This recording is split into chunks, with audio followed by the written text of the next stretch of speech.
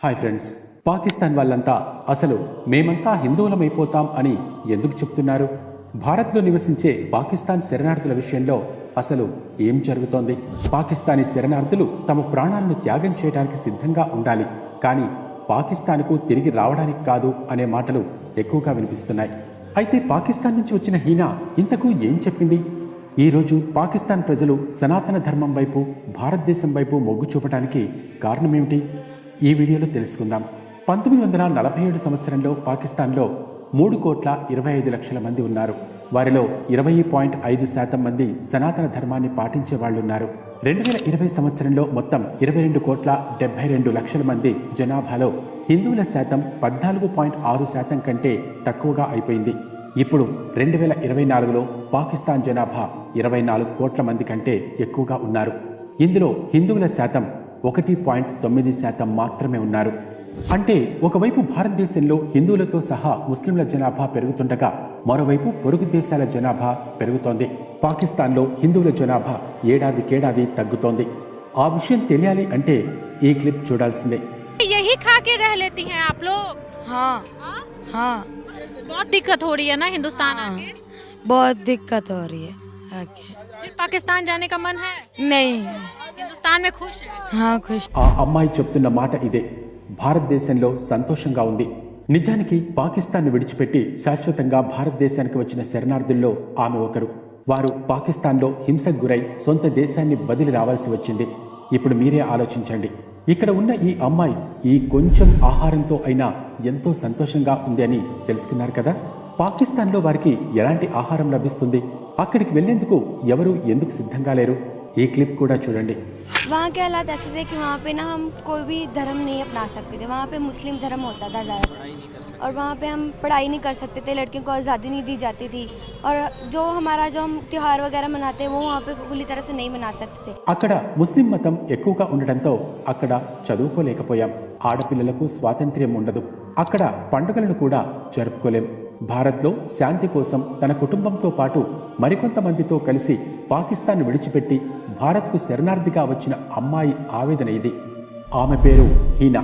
పాకిస్తాన్లో వారికి ఏమైంది? నిజంగానే అక్కడ అమ్మాయిల విలువలేదా? హీనా చేసిన ఈ ప్రకటనను బట్టి ఈ పాటికి అక్కడి పరిస్థితి ఏంటో మీకు అర్థమయ్యే ఉండాలి.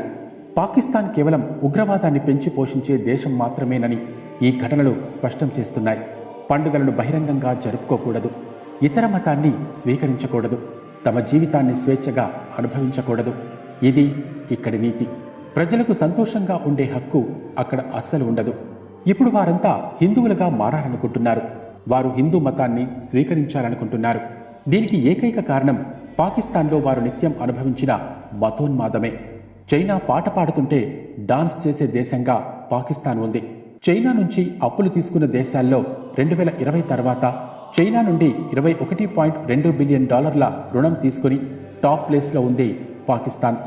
చైనా మాత్రమే కాదు, సౌదీ అరేబియా వంటి దేశాల నుండి పాకిస్తాన్ 63,868 కోట్ల రూపాయల భారీ అప్పులో మునిగిపోయింది.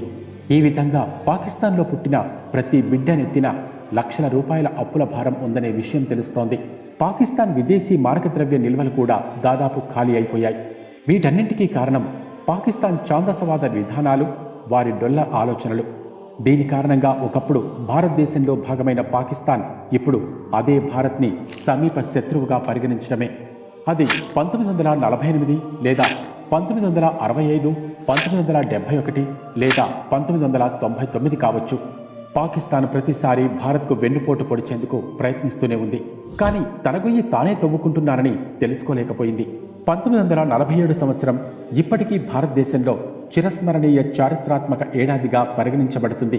ఎందుకంటే ఆ రోజున బ్రిటిష్ వారు భారతదేశానికి స్వాతంత్ర్యం ఇచ్చారు. భారతదేశం మాత్రమే కాకుండా పాకిస్తాన్ కూడా స్వతంత్ర దేశంగా మారింది. మొదట్లో పాకిస్తాన్ గురించి ఎంతో గొప్పగా చెప్పుకున్న వాళ్ళంతా ఈ రోజున చీకొడుతున్నారు. అసలెందుకు స్వాతంత్ర్యం వచ్చింది? భారత్లో భాగం కావటానికి ఎందుకు అనుమతించలేదు? పాకిస్తాన్ లాంటి దేశానికి ఎందుకు అప్పగించారు అని పాకిస్తానీయులు తిట్టుకోని రోజంటూ లేదు. మీకు నమ్మకం లేకపోతే ఈ మాటలు వినండి. नहीं गए क्यों? हम तो कह रहे हैं हमें आज़ाद करवाया क्यों? अगर हम आज़ाद ना होते ना तो मेरे ख्याल में आज हम बेहतर हालात में होना था. इंडिया के साथ रहते तो एक ही हुकूमत के साथ हमारा भी भला हो जाता। बेहतर बेहतर हालात होने दे हम। స్వాతంత్రం రాకపోయి ఉన్నా బాగుండేది. ఈ రోజు మనం మంచి పరిస్థితిలో ఉండేవాళ్ళం. భారత్తో కలిసి ఉంటే మన పరిస్థితి వేరుగా ఉండేది. కానీ ఈరోజు పాకిస్తాన్లో ఆ పరిస్థితి లేదు. అంతా అల్లకల్లోలంగా ఉంది. పాకిస్తాన్ గొప్ప దేశంగా ఎదగాలని ప్రయత్నిస్తోంది. ఇది గొప్ప విషయమే. కానీ పాకిస్తాన్ జుట్టు చైనా చేతిలో ఉంది. నిండా అప్పుల ఊబిలో కూరుకుపోయిందని తెలుస్తోంది. ఒకేసారి స్వాతంత్రం పొందిన భారతదేశం పాకిస్తాన్ మధ్య చాలా వ్యత్యాసం ఉంది. ఒకవైపు భారతదేశం చంద్రుడిని చేరుకుని ప్రతి మతానికి సమాన గౌరవం ఇస్తూ ప్రజలకు విద్యుత్తు, నీరు, ఆహారం వంటి సౌకర్యాలు కల్పిస్తోంది. వాక్ స్వాతంత్రాన్ని ఇస్తోంది. ఈరోజు భారతదేశం పేరు ప్రపంచవ్యాప్తంగా మారుమోగుతోంది. కానీ పొరుగు దేశం పాకిస్తాన్ గురించి మనం అదే విషయం గురించి మాట్లాడుకుంటే దుబాయ్, యుఏఈ మొదలైన దేశాలలోని ప్రజలు, ముస్లింలు కూడా పాకిస్తాన్కు మద్దతు ఇవ్వాలి. కానీ అలా జరగటం లేదు. పెద్ద పెద్ద ముస్లిం దేశాలు కూడా పాకిస్తాన్ను విస్మరిస్తున్నాయన్నది వాస్తవం. స్వాతంత్ర్యం వచ్చిన రోజున ఎగిరిన దేశ జెండానే ఇందుకు ఉదాహరణ. గత ఏడాది చూసుకుంటే ఆగస్టు 15న దుబాయ్లోని అత్యంత ఎత్తైన భవనం ఖలీఫాపై త్రివర్ణ పతాకాన్ని రెపరెపలాడించారు. కానీ ఆగస్టు 14న ఖలీఫా మీద పాకిస్తాన్ జెండా ఎగరలేదు. పాకిస్తాన్లో ఇస్లాం తప్ప మరే మతానికి గౌరవం లేదు. అయితే ఇప్పుడు ఇక్కడ నివసిస్తున్న ముస్లింలు కూడా పాకిస్తాన్ ప్రభుత్వంతో విసిగిపోయారు అనే విషయం తెలుస్తోంది. తినడానికి మంచి తిండి లేదు, మంచి జీవితం లేదు, ఎక్కడ గౌరవం లేదు, చదువు లేదు, మంచి ఇల్లు లేదు, సంపాదన లేదు, డబ్బు లేదు, కారు లేదు, మంచి సౌకర్యాలు లేవు. ఫైనల్గా ఏదైనా స్వేచ్ఛగా చెప్పే హక్కు కూడా లేదు అని అక్కడి ప్రజలు బాధపడుతున్నారు. ఉగ్రవాదులు, రాజకీయ పార్టీలు, చిన్న చిన్న ముఠాలు ఇక్కడి ప్రజలను వేధిస్తూ ఉంటాయి. దేవాలయాలను ధ్వంసం చేస్తాయి. దాంతో పాకిస్తాన్ నుండి భారతదేశానికి వచ్చే శరణార్థుల సంఖ్య రోజురోజుకు పెరుగుతోంది. ఈ శరణార్థులు కూడా హిందూ మతాన్ని స్వీకరించడానికి ఇదే ప్రధాన కారణం. మే 2022 నాటికి 1500 మంది పాకిస్తానీ శరణార్థులు భారతదేశానికి చేరుకోగా జనవరి 2023 నాటికి ఢిల్లీలో నివసిస్తున్న పాకిస్తాన్ శరణార్థుల సంఖ్య మరో 145కు పెరిగింది.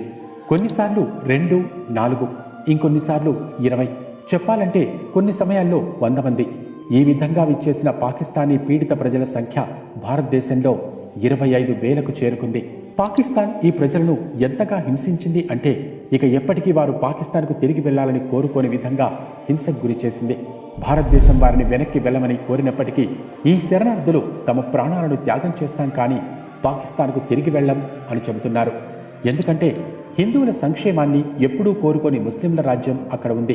పాకిస్తాన్లోని దేవాలయాల దుస్థితి దీనికి ఉదాహరణ. 1947లో దేశంలో 428 పెద్ద దేవాలయాలు ఉంటే నేడు దేశంలో ఎక్కడ వెతికినా ఒక్క గుడి కూడా కనిపించదు. ఈ విషయాన్ని పాకిస్తాన్ నుంచి వచ్చిన హిందూ శరణార్థులు వెల్లడించారు. హిందూ మతంలో ఇలాంటివి జరగవు. ఇస్లాం, క్రైస్తవ మతం అనే తేడా లేకుండా ప్రతి మతానికి చెందిన ప్రజలను గౌరవించే మతం హిందూ మతం. సనాతన ధర్మానికి ఉన్న గుర్తింపు వేరు. ఎందుకంటే ఇందులో ఐక్యత, గౌరవం, ప్రేమ అందరికీ చెందాలని బోధించే మతం ఇదే. ఎక్కడో ఉన్న పాకిస్తానీలు కూడా దీన్ని అర్థం చేసుకున్నారు. అందుకే వారు తమ ప్రభుత్వానికి వ్యతిరేకంగా బహిరంగంగా వీధుల్లో నిరసనలు కూడా చేశారు. ఈరోజు పాకిస్తాన్ నుండి వచ్చిన 25,000 మంది శరణార్థుల్లో ఎక్కువగా హిందూ మతానికి చెందిన వారే కనిపిస్తారు. పాకిస్తానీలే కాదు, దేశ విదేశాల్లో నివసిస్తున్న ముస్లింలు కూడా సనాతన శక్తిని గురించి ఇప్పుడిప్పుడే తెలుసుకుంటున్నారు. హిందూ మతం గురించి తెలుసుకోకపోయి ఉంటే యుఏఈ లాంటి ముస్లిం దేశంలో హిందూ దేవాలయాలు నిర్మించి ఉండేవారు కాదు. ఇక ఇప్పుడు పాకిస్తాన్పై మీ అభిప్రాయం ఏంటి? మీ అభిప్రాయాన్ని కింద కామెంట్ సెక్షన్లో చెప్పండి. ఈ వీడియో నచ్చితే లైక్ చేసి, షేర్ చేసి, సబ్స్క్రైబ్ చేయండి. మరో మంచి వీడియోతో మళ్ళీ కలుద్దాం. Thanks for watching.